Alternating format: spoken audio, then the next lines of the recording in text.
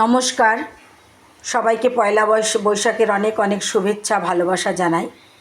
আজকে পয়লা বৈশাখ, তো আজকে একটু আমিষ রান্না করছি। আজকে অনেক দিন বাদে, কম করে বোধহয় 6-7 মাস বাদে আমি মটন রান্না করছি।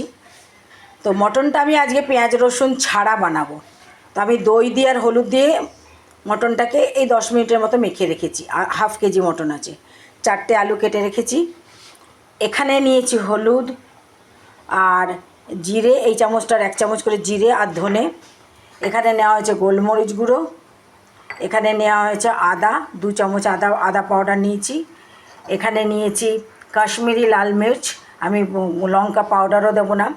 4টে লঙ্কা দিয়েছি আর গোলমরিচ আছে। আর লাগবে নুন, আর যেটা অবশ্যই লাগবে সেটা হচ্ছে হিং।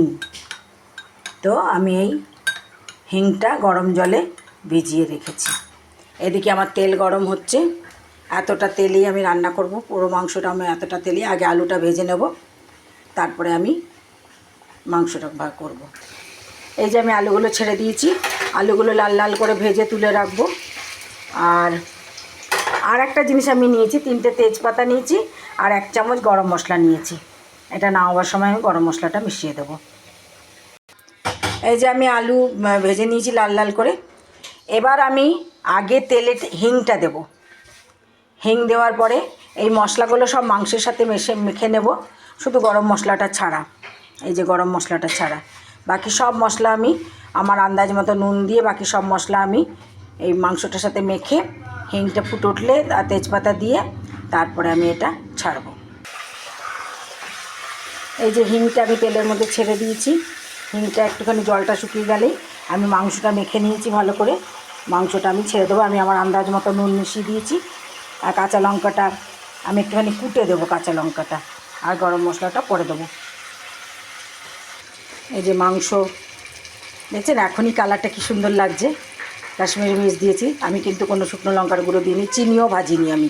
অনেকে চিনি ভেজে ওটাকে ক্যারামেল করে ওটার রঙ করে, আমি কিন্তু তাও করিনি। এখনই রঙটা এত সুন্দর এসে গেছে। আর লঙ্কাগুলো একটুখানি থেতো করে দিয়েছি। এবার এটা আমি সিমে ঢাকা দিয়ে এটা বানাবো। আলুটা আমি একটু পরে দেবো, কারণ আলুটা আমি এটা যখন ভালো করে কষা হয়ে যাবে তারপর আমি কুকারে দেবো। তো যখন কুকারে দেবো তখন আমি এই আলু ভাজাগুলো কুকারে দেবো। তার আগে কিন্তু কুকারে একটু জল গরম করে নিতে হবে। মাংসে সে চিকেন করুন মটন করুন, জল যখন মেশাবেন সবসময় জল গরম করে সেই জল মেশাবেন, নাহলে কিন্তু মাংস টাইট হয়ে যায়। এই যে মাংস কষা হয়ে গেছে, তেল প্রায় বেরিয়ে আসছে, আর একটু কষবো। আর এখানে আমি জল গরম করতে দিয়েছি, এই হাফ গ্লাসের মতো দিয়েছি। আর এই যে মশলার বাটিটা ধুয়ে, আমি সবসময় মশলার বাটি ধুয়ে জল দিই, এই জলটাও ঢেলে দেবো। দিয়ে জলটা একটু গরম করব।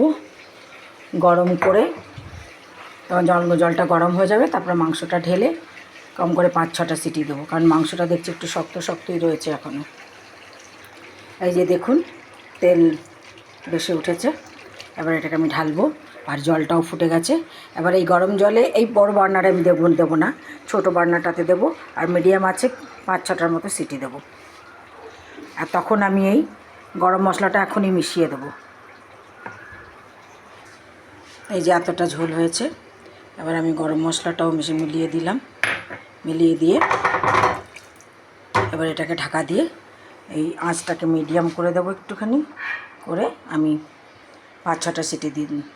এই রান্নাটা অ্যাকচুয়ালি আমার মায়ের কাছ থেকে শেখা। আমার মা যখন কালী পুজোয় মানে বলির যে মাংসগুলো আগে আসতো, অনেকেই ঘরে দিয়ে যেত, তো মা তখন পেঁয়াজ রসুন দিত না। তো মা হিংটা দিত না। হিং, কারণ আমার মায়ের হিং পছন্দ নয়, বাবাও হিং পছন্দ করতো না। তো আমরা কোনো দিনই হিং খাইনি ছোটোবেলায়। বিয়ের আগে আমি কোনো দিনই হিং খাইনি। বিয়ের পরে বাইরে গিয়ে আমি হিং খাওয়া শিখেছি, পশ্চিমবঙ্গের বাইরে গিয়ে। তো হিংটা দিলে মানে পেঁয়াজ রসুনের যে রসুনের যে এটা, সেটা হিংয়ের মধ্যে চলে আসে। তো হিং দিয়ে ওই জন্য আমি হিংটা দেওয়া শিখেছি তারপর থেকে। তো এবার এটা সিটি দিক, তারপর আমি নামিয়ে দেখাবো আপনাদেরকে। আলুটা তো আগেই মিশিয়ে দিয়েছিলাম। এই যে আমার মাংস হয়ে গেছে, মাংস ভালো নরমও হয়েছে। এবার এটার মধ্যে আমি হাফ চামচের মতো ঘি মেশাবো, কারণ আজকের মাংসটা আমি একটুখানি খাবো, এই জন্যই আমি পেঁয়াজ রসুন দিইনি। কারণ কি, পেঁয়াজ রসুন আমার মানে ভাজা মশলাটা পেঁয়াজ রসুনের সেটা আমার মানা। কাঁচাটা তাও পেঁয়াজ খেতে পারি, কাঁচা রসুন পেঁয়াজ। আর আমার মেয়েও পছন্দ করে না, তাই আমাদের বাড়িতে মটন আসেই না প্রায় বলতে গেলে। আর আমার তো মানাই মটন। চিকেনও আমি কিছুই খাই না, কারণ ওই নুন ছাড়া স্যুপ ফুপও ভালো লাগে না। তো অনেক দিন বাদে মটন করলাম, 1 পিস খাবো আমি, তার জন্য একটুখানি দিলাম, আর পেঁয়াজ রসুন ছাড়া। এদিকে হচ্ছে ফ্রায়েড রাইস। ফ্রায়েড রাইসের জন্য সবজি ভাজা হচ্ছে, পেঁয়াজ সবজি ভাজা হচ্ছে। একটু ঘি, একটু রিফাইন্ড তেল, মানে রাইস ব্র্যান্ড তেল অয়েল মিশিয়ে দিয়েছিলাম, আর দিয়েছি এলাচ। এই যে আজকের মেনু, ফ্রায়েড রাইস আর অনিয়ন অ্যান্ড রসুন আর পেঁয়াজ ছাড়া মাংস। আমি এর মধ্যে একটু ওয়াটারমেলন মানে তরমুজের বীজ ভেজে দিয়েছি, আর একটুখানি কাজু ভেজে দিয়েছি। তো ভালো লাগলে বানিয়ে খাবেন। এই যদি আপনাদের পছন্দ হয় এই মাংসটা, তাহলে বানিয়ে খাবেন। লাইক শেয়ার করবেন, সাবস্ক্রাইব করবেন, আর অবশ্যই কমেন্টও করবেন আপনারা। আপনাদের কমেন্টটার অনেক মূল্যবান আমার কাছে।